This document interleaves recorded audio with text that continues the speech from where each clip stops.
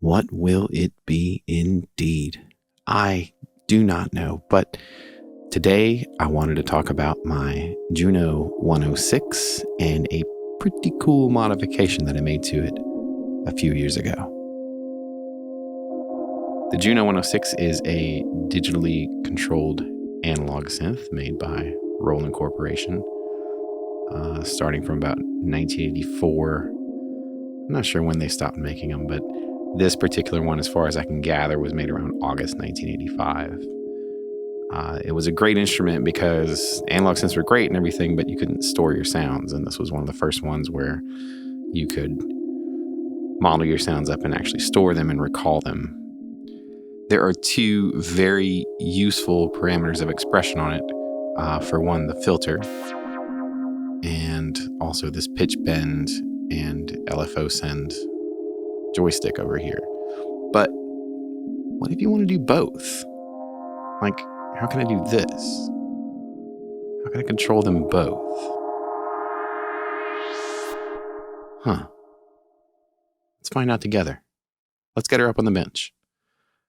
So the first thing you're going to want to do is remove the sides, and that's just 5 screws per side, basic old Phillips screwdriver, fine thread, so a lot of turns, but just be patient.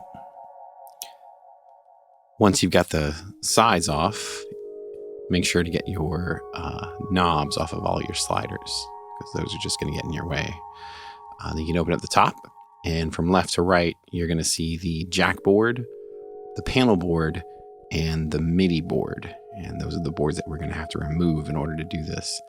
So get the bottom of the keyboard up on those cheek blocks. That's going to help you get a good angle to get these screws out. First, I go to the MIDI side and we'll get these 2 little screws out. But don't forget there's actually 2 screws on the back panel that also need to be removed in order to remove this card.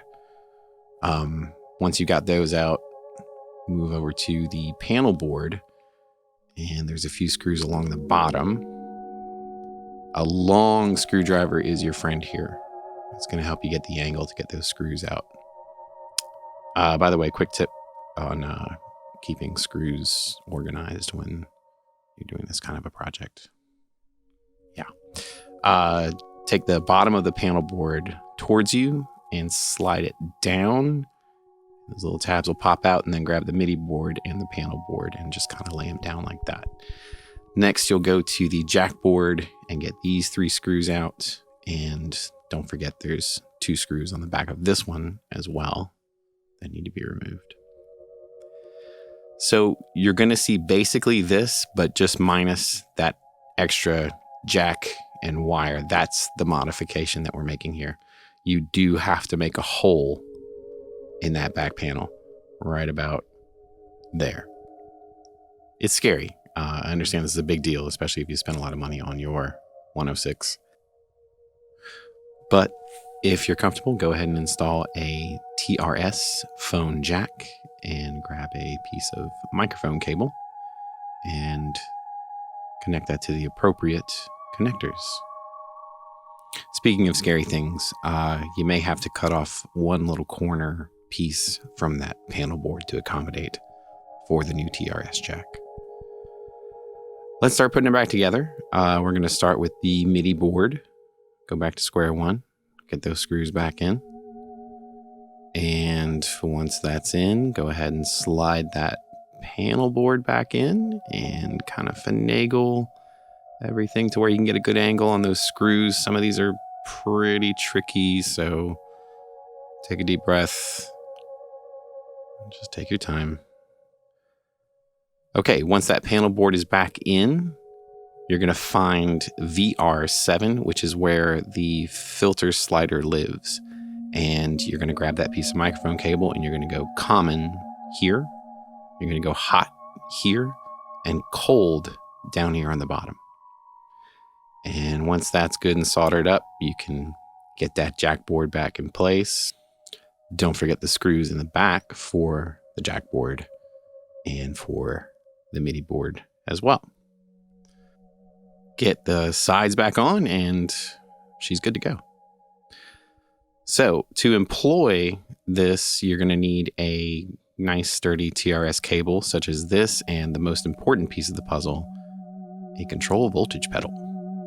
This one, the NCV is the jack to use on this one. Some of them are different, so just fair warning, if it doesn't work right away, just experiment with different jacks. And so once you've done all this, hey presto, you've got a foot controller for your filter. As always with this kind of video, I'm hoping really just to inspire. This is a big project. Please don't attempt this if you're not comfortable with small electronics. Even if you are, just think twice about it. I'm certainly open to any specific questions that you may have in the comments. And also, hey, throw me a like. Maybe even subscribe. Hope you like the vids. There's more to come, and I'll see you then.